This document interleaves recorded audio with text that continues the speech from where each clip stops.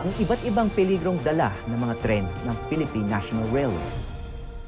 Natuklasan din niya ang makulay na mundong nakasentro sa riles nito. Nung pakalampas na ng tren, sabi ko, ano yun? Nung lumabas ako, wala akong nakitang tao. Yung palay doon na bumagsak siya. Ayan, kitang-kita nyo, kadadaan lang ng container van dito sa kahabaan ng Antipolo Street. Pero hindi ho yun tapunan ng basura. Pero doon ho tinatapon ng mga residente dito ang mga basura nila.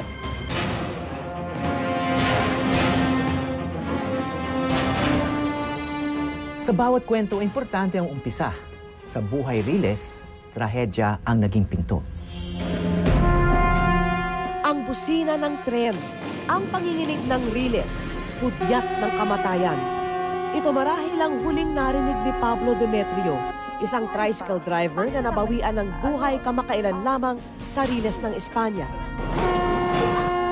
Sa docu, kailangan maramdaman ng manonood ang lugar kung saan nagaganap ang kwento. Dito, ramdam na ramdam ang sitwasyon sa loob ng tren. Ayan. Ayun. Okay pala eh. Maging sa loob ng isang bahay sa tabing riles na pag-aari ng trolley driver. Ang gawain ni Vicky bilang host ay ipakilala ang mga manonood sa lugar at ikwento ang mga drama na nagaganap dito. Ito na ang babaan ng estasyon ng Blumentritt. Ang problema, walang daan dito, maputik, mahirap maglakad. Ang paglusong niya sa mga kakaibang sitwasyon ay nagbibigay sa host ng kredibilidad upang magkomentaryo.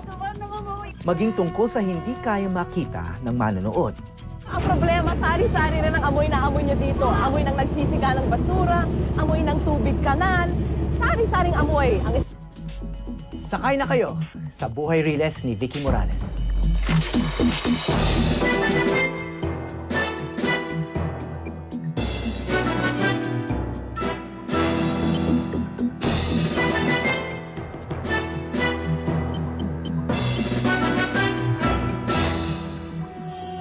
Ang busina ng tren, ang panginginig ng riles, hudyat ng kamatayan. Ito marahil ang huling narinig ni Pablo Demetrio, isang tricycle driver na nabawian ng buhay kamakailan lamang sa riles ng Espanya. Ayon sa kapatid niyang si Aling Neneng, araw-araw daw sumasakay si Pablo ng tren papunta sa Alabang kung saan siya namamasahe. Sa malagim na araw na iyon, sandali pa lamang ang nakalilipas matapos umalis ng bahay si Pablo, ay dumating na ang malagim na balita. 10 or 15 minutes pa lang nawawala yung kapatid ko. May sumundo na sa amin na nadisgrasya nga yung kapatid ko dyan sa release ng tren. Ano, may nagsabi sa inyo? May nagsabi lang na puntahan namin. Tapos nung nag-hysterical ako dahil sinasabi nga nila na sa release ng tren, alam ko na kaagad kung anong mangyayari. Ayon sa saksing si Ferdinand Enriquez, sinubukan daw sumabit ni Pablo sa gumagalaw na tren. Anong ginagawa niya? Paano ko ba nakasakay siya sa tren? Hindi yun. Nakatayo yung isa nag-aabang ng tren. Siguro, Nakatayo siya dito? hindi niya nauuabutan yung tren sa istasyon, kaya naghintay na siya dito. Pinabubulaan na naman ni Aling Neneng ang paratang na sumabit si Pablo. Hindi ko alam kung sino yung nag-aano na sumabit, pero hindi siya sumabit. Nakasakay siya sa tren. Sa karamihan ng pasahero na nagkakasiksikan, nandun lang siya sa may estribo. Tapos ngayon, dahil umuulan, dahil nabasa dyan, dumulas yung paa niya. Para sa kanya, buhay pa raw sana ang kanyang kapatid kung isinarado lamang daw ang mga pintuan ng tren. Pagsakay sana ng pasahero magmula sa istasyon, isara na kaagad ang pintuan para kung punong-puno man punong-puno man ang pasahero, kahit anong mangyari, walang mahuhulog. Kung yun ay naisara, walang magkakatulakan, walang mahulog. Aminado ang mga nagpapatakbo ng tren na lagpas sa kapasidad ng tren ang sumasakay dito, pero wala daw silang magawa. 75 ang capacity nitong isang kotse. Pero pag maraming tao, umaabot ng 200 o 250. Pero hindi ba labag ito sa mga guidelines? Kasi hanggang 75 dapat ang maximum? Labag ho, pero wala tayong magawa. Yung mga pasero gustong makauwi at nagmamadali sila, wala silang ibang masakyan. Ayon sa mga nagpapatakbo ng tren, ang katigasan ng ulo ng mga pasahero mismo ang siyang nagiging sanhi ng mga aksidenteng tulad ng nangyari kay Pablo Demetrio. Alam ng peligroso ay pilit pa rin nakikipagsiksikan sa estribo at maski sa bubong pa ng tren. May ticket ba kayong lahat? Meron. May ticket kami. Kaso nga lang, gusto namin makita yung view. At saka mahangin dito. Tsaka puno na sa loob mausok. Masikip. Pero hindi ba bawal dito? Di naman siguro kasi nandito puno na kasi. Pinagbawal, kaso mo talagang makukulit lang din kami dahil gusto namin mahangin dahil mainit doon Kami pilit na pinasusunod yung nasa guideline na yun. Kaya lang yung mga pasero, mapilit na sumasakay dyan sa itaas, lalo na kung puno na rito sa loob, pilit sila sumasakay sa itaas. Kahit anong pagbabawal namin, nagagalit sila. Lahat ba kayo may ticket? Wala po. Opo, wala. Wala rin kami. Di ba hindi bawal yon? Bawal, kaso umiiwas lang kami din. Wala kang pambayad Ang baba, tingnan nyo ang baba ng wire.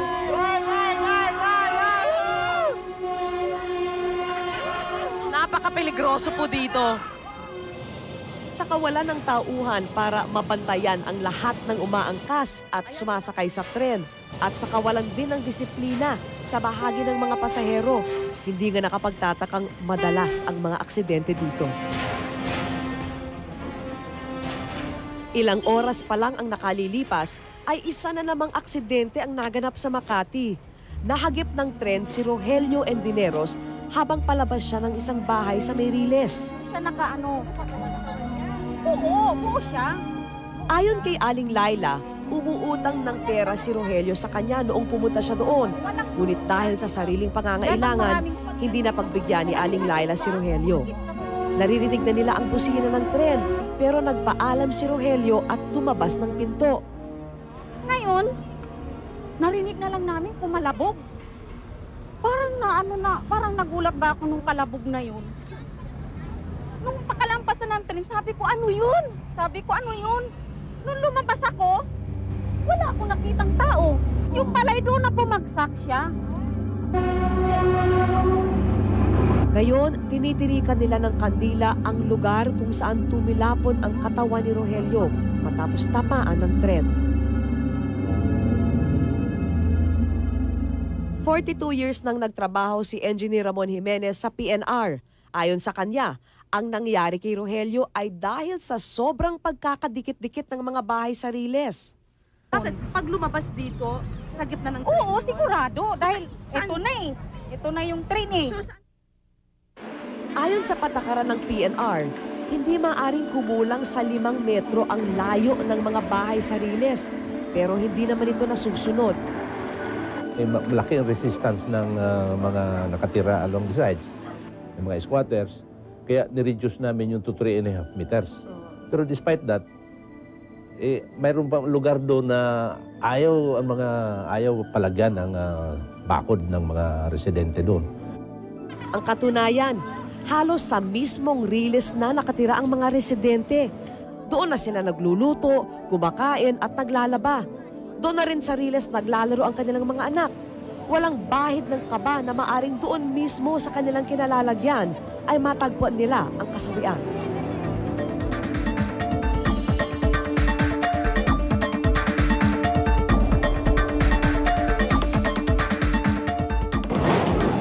Ayan, kitang-kita nyo, kadadaan lang ng container van dito sa kahabaan ng Antipolo Street. Pero hindi ho yun tapunan ng basura. Pero doon ho tinatapon ng mga residente dito ang mga basura nila. Siguro para makamit. Siguro balang araw, magiging makeup artist ka ng mga artista. Ang pagtatag ng railway system noong July 31, 1887 ay tinagurian bilang isang malaking hakbang sa pagsulong ng bansa. Pero kung titingnan ang kalagayan ng Riles ngayon, tila walang bakas ng pag-unlad ang makikita sa paligid nito. Sa kahabaan ng Riles ay nagtagsaan ang mga kapuspalad na ayon sa mga otoridad ang siyang malaking dahilan ng pagkabulok ng mga tren at ng mga Riles na tinatakbuhan nito. Napipinsala ang trucks namin, yung biya. Kasi yung kanilang mga tubig, yung tubig na pinaghugasan, pinaglabahan, lahat itinatapon dyan sa gitna. Pati yung mga dumi nila, tinatambak doon sa aming mga biya. Kaya lumalambot yung mga Riles, kaya hindi kami nakatakbo ng matulid. Isa yun.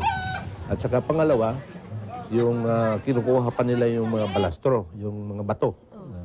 Kinukuha nila yan, nilalagay doon sa kanilang bahay. Hindi itinatanggi ng PNR ang kanilang mga pagkukulang. Ngunit hindi naman daw sila lang ang dapat managot sa karumal-dumal na kalagayan ng Riles at sa mga sakunang nagaganap dito. Sa paglaganap ng mga squatter, ay dumami na rin daw ang mga snatcher at magnanakaw sa paligid ng Riles. Anong mga napansin na rin kapag Ayun, yung araw ng cellphone, ng hold up sa mga passengers. May snatching doon sa sa baha. Maraming pinatest na kwintas dyan dahil stranded yung mga pasahero.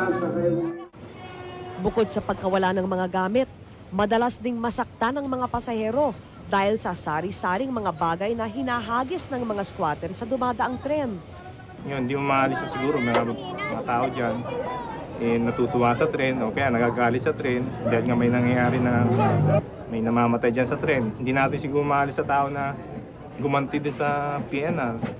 Kaya siguro ginagawa ng ibang tao dyan para makaganti man lang, nandadamay na lang.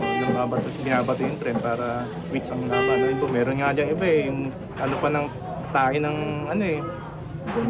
binato din sa loob. Tulad ng sinasabi ng mga kamag-anak ng namatay na si Pablo Demetrio, maaari ding maiwasan ang aksidente at pinsala kung isasarado ang mga pinto ng tren. Ngunit matagal nang hindi ito ginagawa ng PNR. Bukod sa ubod ng init sa loob, ay sira na rin daw ang mga pinto dito. Totoo lang, marami talagang nadidisgrasya dyan dahil open kitang-kita yan, walang open na open, malapit sa mga bahay.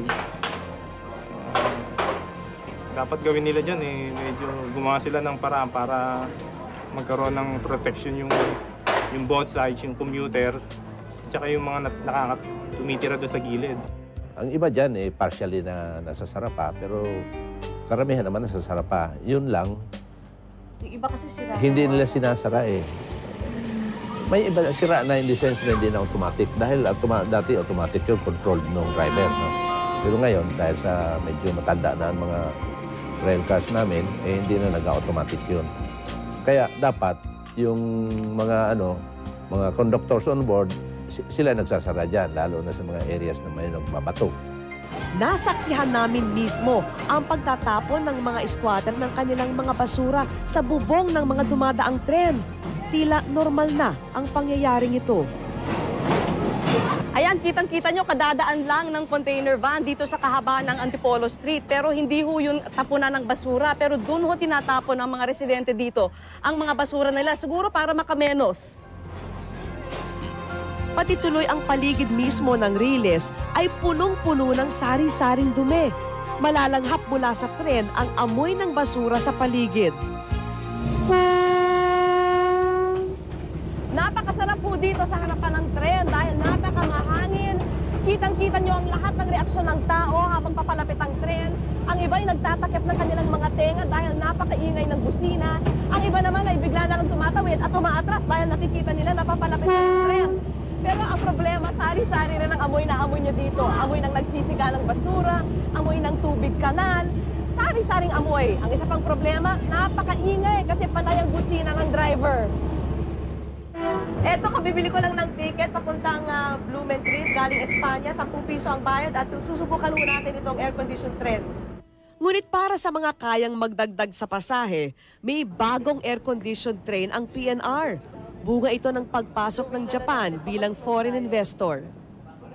Dito sa aircon, hindi natatapunan ng basura kasi yung window, close sila close. Ako nga nagtapunan ng ihi Hiyang-hiya nga ako doon nung umuwi ako. Hiyang-hiya ako. Nilalayuan ako ng mga pasahero sa jeep ko. Ay, ang baho-baho ko. Pagdating ko nga sa amin, tumatakbo ako. Pero pagdating namin sa pupuntahan naman, balik baho at dumi din ang matatagpuan. Ito na ang babaan ng estasyon ng Blumentritt. Ang problema, walang daan dito, maputik, mahirap maglakad. Kailangan alalayan. Marami pang basura. Diyos ko. Oh, maraming langaw. Aayusin din daw sana sa tulong ng Japan ang ilang mga babaan at stasyon ng tren, pero di natuloy ang proyekto. Kasi may project kami dyan na rehabilitation ng commuter lines, no, funded by the Japan, yung OECF. Supposedly, magmula yun dapat sa Manila all the way to Calamba. Pero dahil sa mga ang Japanese government nung nakita nila na hindi namin mapaalis ang squatters between Espanya and Manila, hininto yung funding diyan.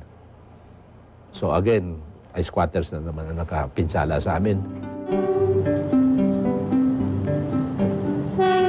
Malinaw na ang solusyon lamang ay mapaalis ang mga squatter sa tabi ng riles ng tren. Gustuhin man daw umalis ng ilan, wala na rin naman silang pupuntahan. Para bang tinanggap na lamang na dahil sa kahirapan, wala nang ibang buhay, kundi ang buhay sa riles na kanilang kinagisnan at nakasanayan.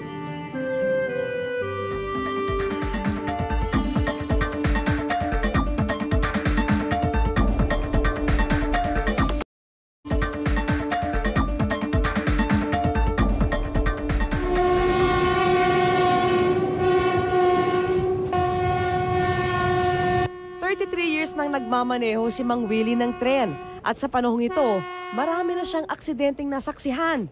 Ayon sa kanya, halos lahat ng tsuper ng tren ay nasangkot na sa disgrasya. Nakailang aksidente na ba kayo? Ako more or less, mahigit 10 na. 10 na. Ilan ho ang patay? Ang natatandaan kong namatay mga 5 hanggang 6. Sa mata ng ibang tao, isa siya sa tinatawag nilang killer driver. Pero ayon kay Mang Willie, mali ang paratang na ito. Sino nga naman daw ang may gustong makapatay ng ibang tao? Buhay yun eh. Talagang hindi namin kagustuhan kahit na anong kwan. Ginagawa namin ng paraan para maitigil. Kaya lang talagang hindi namin mapigilan. Bukod sa pagkabagabag ng konsensya, kailangan din nilang magtago sa galit ng mga taong sila ang sinisisi sa mga di kanais-nais na pangyayari. Bakit may na-aksidente na ba kayong pasahero o... Meron na. Yung mga tao sa labas na kumisan, bigla na sumusulpot, natutumbok namin. At pagka tinigilan naman namin, magugulat na lang kami, may bigla na lang mga taong humahabol sa amin. Gusto kami saktan, inaakyat kami dyan sa taas. Mahalo na lang kami sa paseros para, dahil natatakot nga kami baka saktan kami ng mga, kung may kamag-anak doon nasa gasaan namin, baka bigla na lang kami saktan. Ginagawa namin, humahalo na lang kami sa pasahero.